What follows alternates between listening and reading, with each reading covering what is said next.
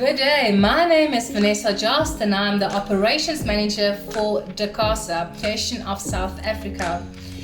Today I'm just going to discuss another question that I get quite a lot. It's just a quick discussion.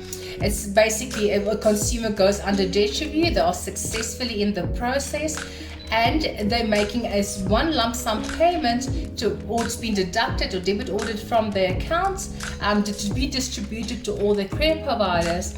In the alternative, the consumer can either make payment by themselves to the credit providers as per the payment plan that the debt counselor has given.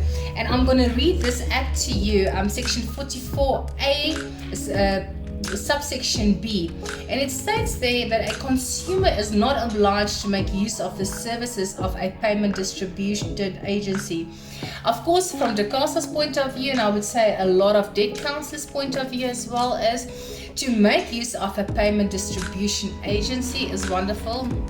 We do believe that debt counseling has been a great success in many instances because of the payment distribution agencies who have successfully created a mechanism tool. I do not know the statistics of what the PDA on a monthly basis actually successfully collect from the debt counsel or from the consumers to distribute over to the credit providers, but we do love working with payment distribution agencies. And we will always encourage as consumers and debt counselors to make use of payment distribution agencies.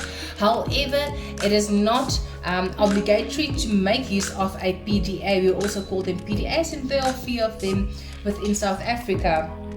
But the concern that we do sometimes have is that a consumer will phone us and tell us that whether it's a debt counsel or whatever the case may be, they are taking the money directly into their accounts.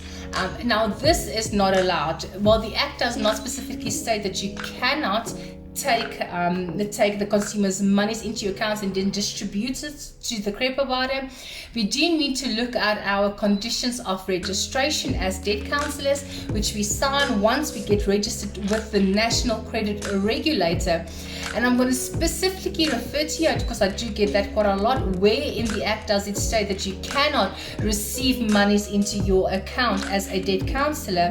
Well, go and look at your conditions of registration. It will be section B. It states specific conditions, the first paragraph, and I'm going to read it for you as it stands there. The debt counselor may not receive payments from consumers in respect of debt obligations that were rearranged in terms of the Act or distribute such payments.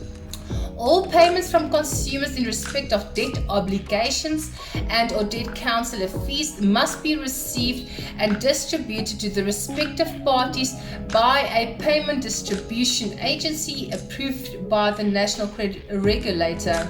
So here, even the NCR, they encourage you as a consumer and as debt counselors, make use of a payment distribution agency that will take the lump sum of that amount per month and distribute it successfully to your credit providers.